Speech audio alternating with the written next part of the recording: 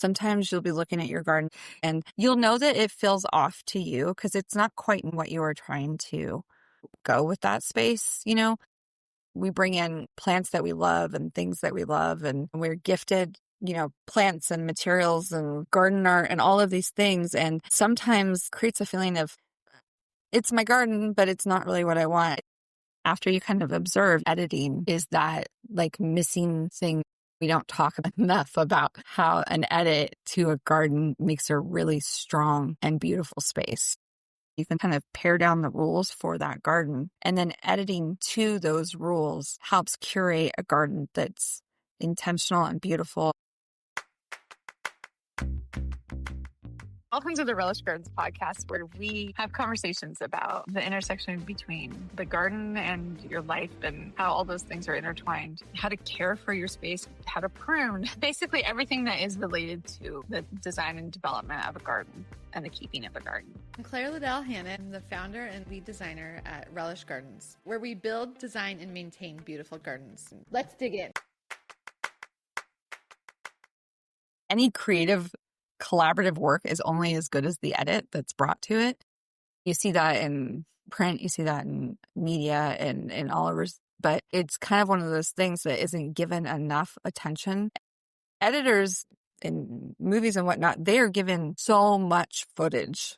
And to build a story out of that, they have to go back to what is the story? That's your parameters. What are you trying to tell? And then they go back to this like intention, and then they edit to this story to come up with a final piece. It's those finishing touches and those tweaks and the building and the pulling of a work together that creates a really strong, unified piece of creative work. And a garden is just as much a horticultural work as it is a creative work. And so stepping back and thinking about it from a creative perspective, it's a skill, I think, that's developed over time. And it's the more often you use it, the better you become with it. It's about observing and then thinking about what the story is that you're trying to tell, and then editing towards that. When you're working with an existing garden, it's different than building a garden. Or when you're renovating an existing garden, you're coming to this space with already formed choices and materials. And rather than pulling everything out, you have to kind of step back and observe the space before doing anything. I think observation is the key. Taking the time to slow down and have an intentional walk through the garden to notice the things. Like, you might not even notice what you like, in your garden, but you notice how you feel. You notice the spaces that you're avoiding. You notice the places that you want to be in, that you're drawn towards. So if you're paying attention to kind of like how your body is reacting to those spaces, it will tell you a lot. And so then as you're noticing these spaces, like, I really want to be here, I really don't want to be over here. It's like taking the time to ask yourself the questions, why? Like, why don't I want to be in this space? Well, I mean, the reality is it's the space where like all the stuff gets put. And instead of looking at the things that are creating the chaos or whatnot in that space and identifying what they are, we just kind of gravitate towards another area of the garden. You're going through this process, take a step back and think about like your color palette. Identify what it is, because it's probably already defined and it might just have some breaking points. Those plants might need to be moved, or that particular item might need to be removed to create like a strong narrative. And then like think about positioning. Is this particular plant being highlighted in the way that I want it to be highlighted? These small tweaks in editing, this active curation will help bring the garden together in a stronger way. It's kind of a joke with some of the contractors, but it's like you move this 6 inches over here, 12 inches over there. Those tweaks shift the way that you see the whole space. And it's minor, but it's really the amalgamation of these small edits and these small changes that can really develop a really strong, unified space that has a story to tell. A friend of mine, he would joke that people would do their stuff and then he'd say, okay, well, Claire, come over here. Look, I need you to come clarify this. It became a running gag because Claire clarified it. And part of me is like, oh my gosh, I'm like particular. But I think what they were looking for is the help editing, just kind of elevating what they had done. It's like those little zhuzhes or those little edits and little tweaks, they can make a really big difference in a garden space. So, we all love plants. I love them. I understand that dynamic wholeheartedly. We all love them, but being a little bit ruthless about what makes it in or what needs to get moved will create a stronger visual experience. You might be thinking a little bit more critically about what you decide to bring into your garden because it may not fit. It may be a plant best for someone else. I think that when you're acting as a curator of your own garden, you're thinking really critically about what comes into your garden and also what you're getting rid of in your garden.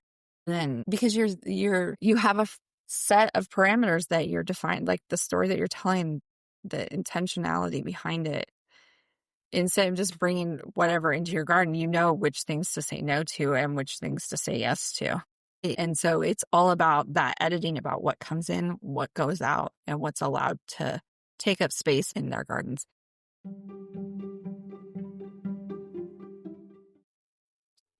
So as you're developing a garden or as you're refining a garden or you're editing a garden, I want you to be a little ruthless about what makes it into that space and what is allowed to stay.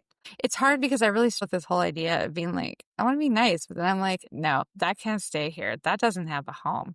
But I'm like, but I love it. It's the little angels on like your shoulders. I need it. I want it. And it's like, no, it can't stay. It has no home here. So many of these plants and materials, they've been given to us or we've collected them over the time. They're attached to more than just our garden. They're attached to like the memories. And so that can be really hard to part with. So one of the things I like to do is when we're working through refining a garden, we will create our staging area. And so it's just kind of a neutral place where we kind of park our plants and pots and all the pieces that we don't know what they're going to do in the garden, and we don't know if they're going to stay, but we're not ready to get rid of them yet. So I'll create a staging area for the garden and I'll hold those plants that I'm not quite sure if they're going to make it in yet. As I'm kind of working through this garden, I'm doing the editing and the refining. Sometimes you'll come across a point where you're like, oh, you know what this space needs right here is a plant that is XYZ. It's got this habit, it has this kind of shape. Then you're looking through your staged materials. You all of a sudden you can go through that staging space that I can use in this opportunity for this particular plant setting. I can use that. And the kind of the cool thing is that generally over time, gardens, as they grow and they develop, your plants are mature. And so if you are pulling from your own space, you're pulling from more mature plants, and that can be a better choice than pulling in a brand new plant. The other thing is maybe it went to the staging area, and now that it's in the staging area, you really don't want to bring it back in. That's a really good that plant isn't going to make it back into the garden.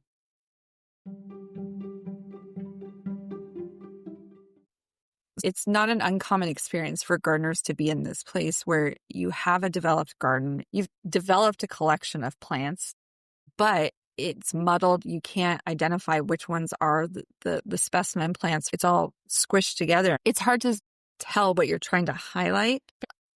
I think one of the things that happens over time, and as you start to build your collection and you start to find that you don't have a lot of space for everything, so everything kind of gets put together. And so as we're working through these spaces, and I think that one of the things that can be a really beneficial is to think about the plants that are in your space, not as what it is, but what are the characteristics of this particular plant. Because if you're thinking about it in a perspective that's like emotionally attached to the plant, it's going to be a lot harder to use the plant in a way that is beneficial for the overall design of the space.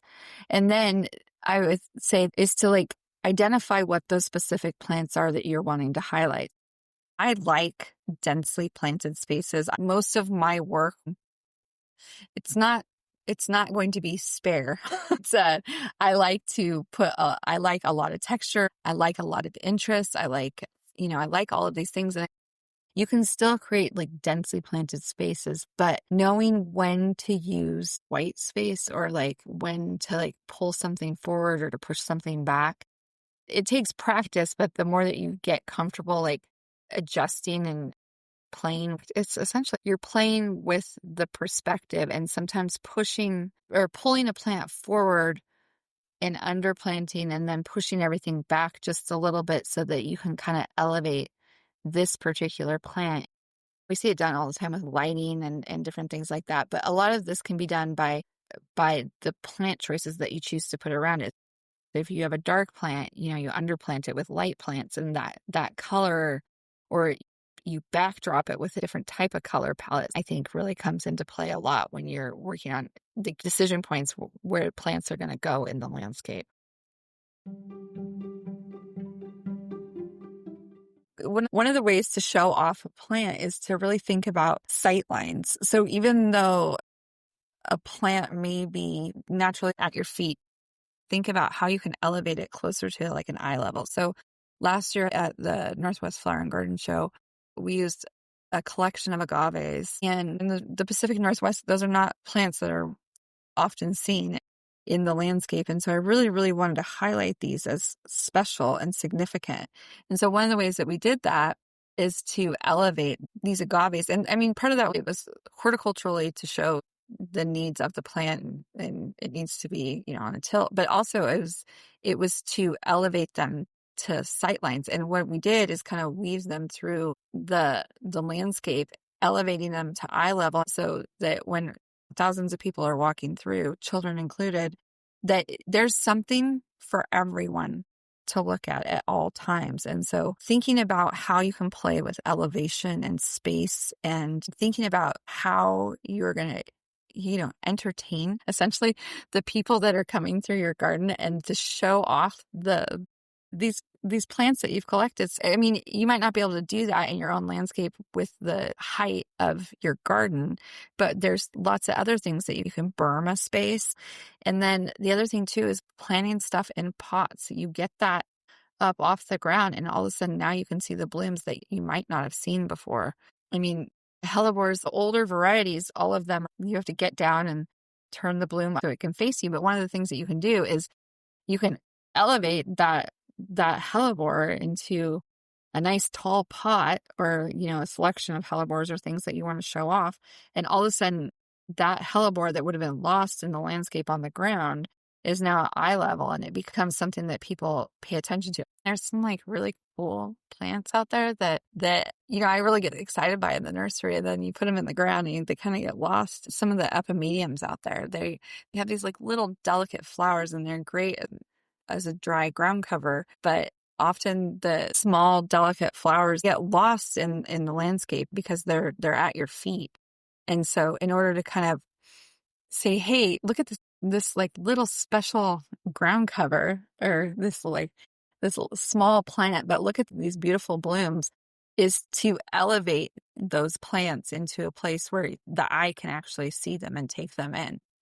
Just because something is generally classified as one thing, a ground cover, doesn't mean that its home should be at your feet. I like to think about things a lot, like how can I think about this material use differently? So the material might be the plant, it might be the actual hardscape of the space, but taking some time and go, how can I think about this differently? I really love this plant. If you really love this plant, everybody else that walks through your garden should love that plant because they are going to see that plant. And if it gets lost, losing that opportunity to kind of share that plant with everyone else. That's it for today's episode of the Relish Gardens podcast. If you love this conversation, make sure to subscribe. We've got new episodes every week. And if you know a gardening friend who'd love this, send it their way. Sharing the show helps grow our little garden-loving community. Until next time, I hope you find something in your garden to truly relish.